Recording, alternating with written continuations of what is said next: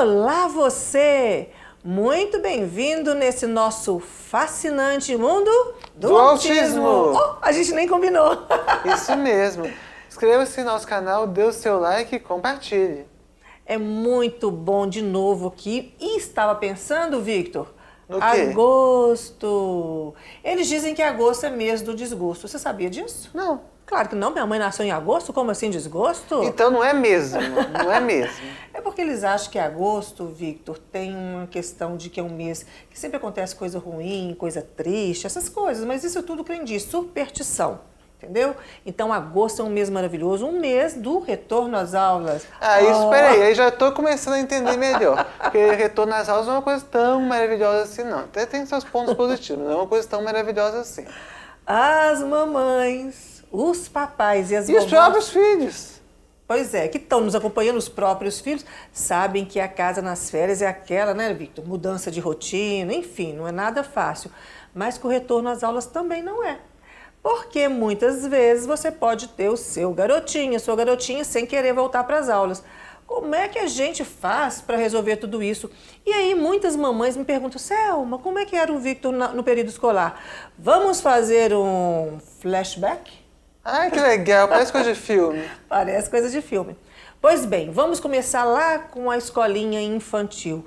Bons tempos. Era bons tempos. Não era tão pesado assim, não tinha tantos estímulos, era uma escola pequena e tudo. Só que foi lá que eu comecei a perceber, mamãe, como é que eu era diferente. Sei que eu tinha uma noção disso, mas eu acho que foi quando eu comecei a perceber que eu tinha coisas diferentes. Então, mas por exemplo... É isso, no quê? Fazia... trabalho de artes. Todo mundo, não só de artes, como de educação física, coisa do tipo, todo mundo tinha uma coordenação, uma facilidade natural para fazer as coisas que eu não tinha. E aquilo era diferente, eu sempre ficava para trás. Às vezes eu era criticado e zoado pelos meus colegas. Isso ainda na escola infantil. Isso. Pensa bem, gente, zoado na escola infantil.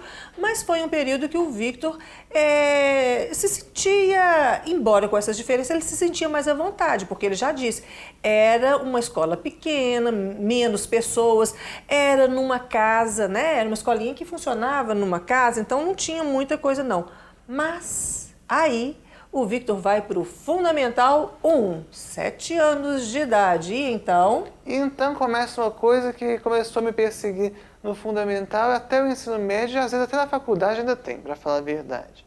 Que é a cobrança, aquela coisa dos professores terem medo de os alunos não fazerem as coisas e cobrarem, exagerarem no que pode ser de negativo, que pode acontecer se não fizer. E o Asperger leva aquilo tudo muito ao pé da letra, então a gente fica apavorado, a gente fica sem dormir, a gente passa mal. Quantas noites sem dormir, hein, mamãe? Nossa, e uma coisa importante, né, Victor? Ele saiu, aquele menino de 6 anos, todo cuidado, foi para a escola e era como se eles quisessem que o Victor fosse independente da noite para o dia. E o Victor ficava querendo ainda aquele cuidado. E ele percebeu... Eu já falei em outras ocasiões aqui que não é da noite para o dia, é um processo. Exatamente. E aí o Victor percebeu que não era só ele, que a professora fala para todos. E quando a professora fala para todos, ela costuma enxergar todos ao mesmo tempo. Ela não percebe a especificidade. E aí o bicho pega. Então, nesse período de 6 para 7 anos, a primeira grande mudança na vida do Asperger, então a coisa complica. E aí o Victor foi mais ou menos com essas características no primeiro ano, no Fundamental 1, até que vem a segunda grande mudança, Fundamental 2. E aí começou uma coisa que, nossa... Flashback, eu avisei. Flashback nem sempre é uma coisa boa, né?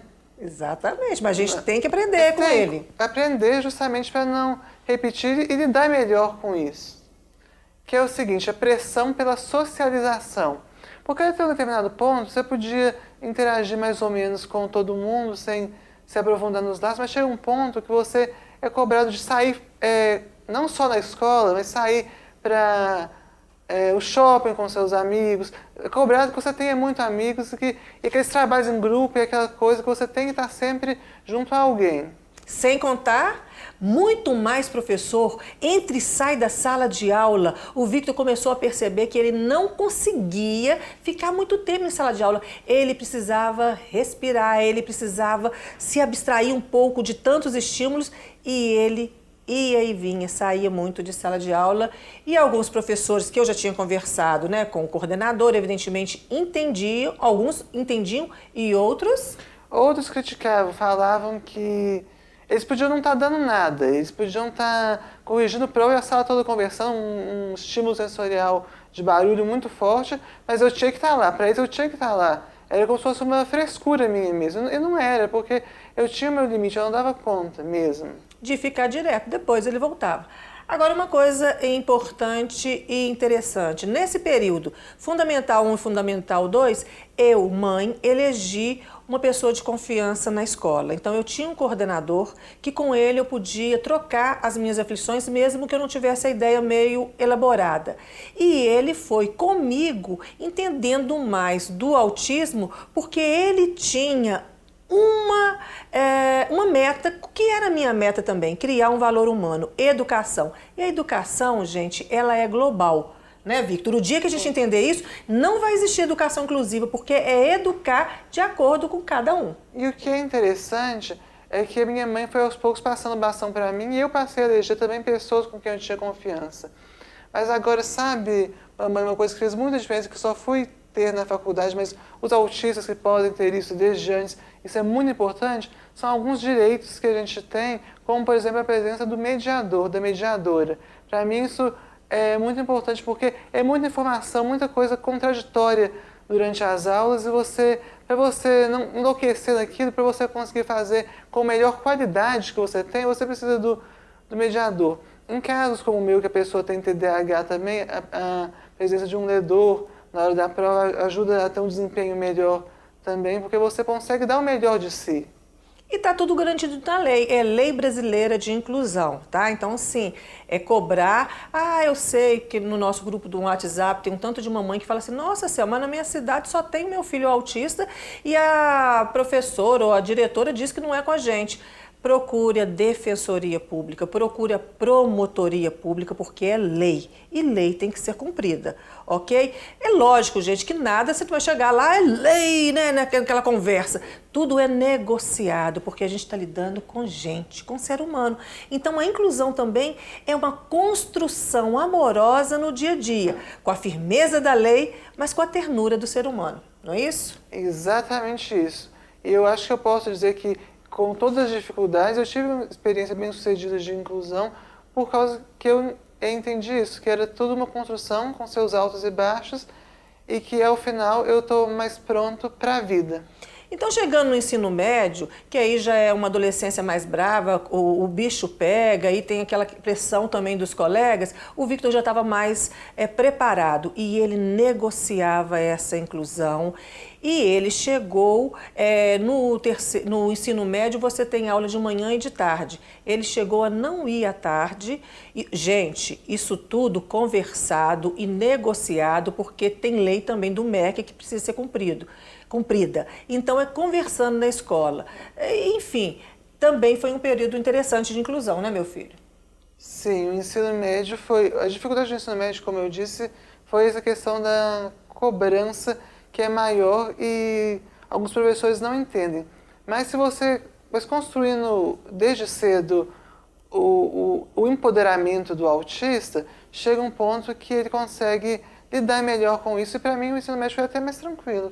Apesar da fobia social terrível que eu tive na época, e não foi nada fácil. E que a gente vai falar no outro programa.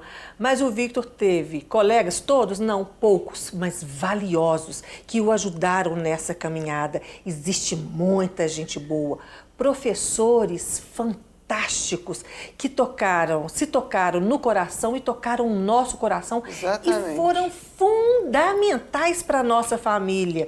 Uma diretora maravilhosa, coordenadores maravilhosos e assim, um menino que eu não sabia se ia conseguir estar na sua própria formatura, fechou o terceiro ano com chave de ouro e com muito baile. Eu gostei. Ele dançou. Bom. Mais ou menos, né? Não muito bem, não muito bem. Mas foi muito bacana, gente. E agora tá na faculdade, com a presença da mediadora. É muita coisa, mas a gente pode falar sobre tudo isso num outro programa.